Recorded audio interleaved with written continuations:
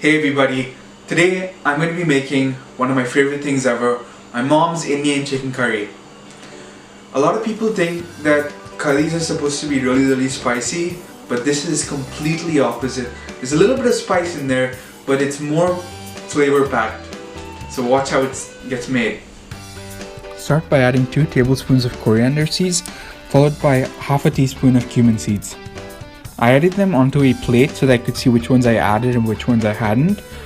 Then go ahead and add 1/4 teaspoon of mustard seeds, followed by 1 teaspoon of fennel seeds. Mine were roasted, but yours don't need to be, so choose whatever is best available for you. Then add 6 Kashmiri chilies. These should be available at your local Indian store. Then add 8 black peppercorns,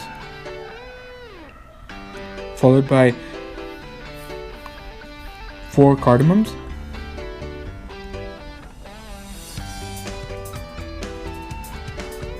this is the part of the recipe that you need to measure out carefully, and then add 1 cinnamon stick that should be the size that mine was. These are the spices you're going to need to dry roast. The rest can go into your mixer grinder. Add these spices into a pan, except for the roasted fennel. Because mine was roasted, I didn't add them until the end. Because you don't want it to roast too much, but if yours hasn't, you would add it now. You just want to dry roast these spices until they become nice and fragrant, but be careful to make sure that they don't go too brown because they burn quickly easily. Then go ahead and add the fennel and then mix it all together. Once these are nice and crisp, add them to your dry mixer and then add your dry Kashmiri chilies into your dry pan. Dry roast these for a couple of minutes so that they become nice and crisp. So as you can see, the rest of the spices have been added to my mixer grinder. Now I just added the spices I dry roasted, followed by the Kashmiri chilies. Dry roasting the Kashmiri chilies helps make it into a nice paste once this blends up.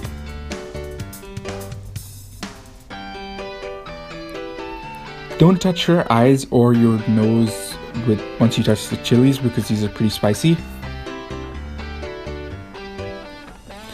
Chop up 3 cloves of garlic followed by 1 big red onion. Add the onion to a pan with a couple of tablespoons of coconut oil, and you just want to cook these until most of them become semi-translucent before you add the garlic.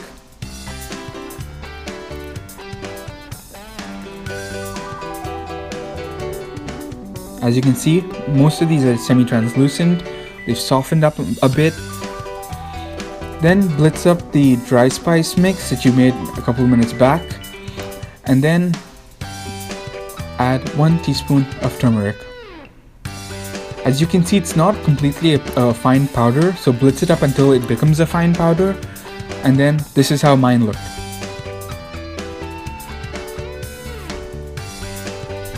Then in a bigger mixer grinder, add the onions and the garlic into it, followed by a 1/4 teaspoon of tamarind. Mine was pretty strong and a pretty thick paste, which is why I used exactly that amount. Then go ahead and add your dry spices. Next up, add a couple of handfuls of coriander or cilantro and then tear it up, which will show your power, but then also help blend it better. Then add half a cup of coconut milk that came out of a can, and then put on the cover and then blend it up.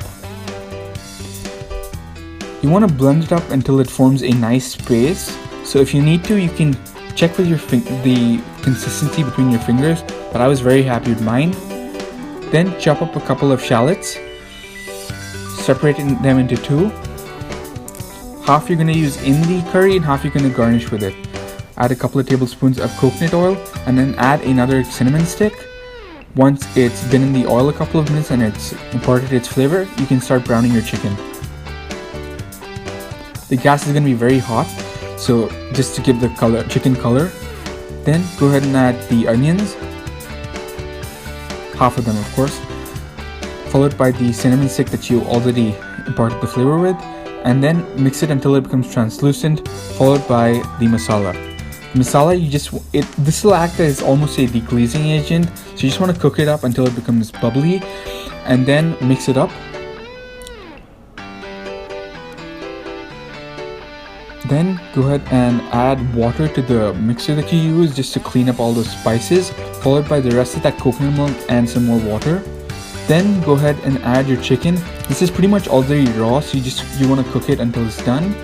Then go ahead and add a plate of new young potatoes that have been cut into two. I had way too much curry, so I added some to the next pan, and then I added a handful of cilantro. After this is cooked for a couple of minutes, mine was I think 45 minutes, this is how it's gonna look. The potatoes should be cooked, and as should the chicken. And then go ahead and add the onions to a new pan with some coconut oil. You want to brown these.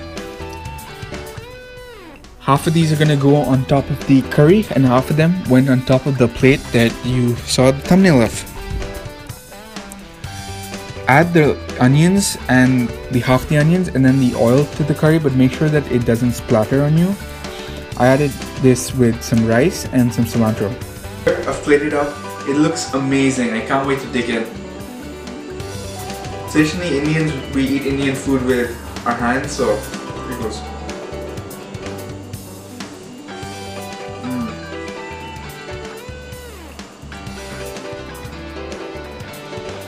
It's so good. The spice level is perfect. It's not too spicy. It's just a little bit of spice coming in. The flavor is amazing. I highly recommend you give this a go. If you do, let me know how it goes. You can comment down below in the comment box. I really want to see what you all think of this recipe. I think it's really cool, especially to be learning how to make food from another culture. So if you enjoyed this video, give it a thumbs up. If you want to see more videos made by me, then subscribe, and thanks for watching.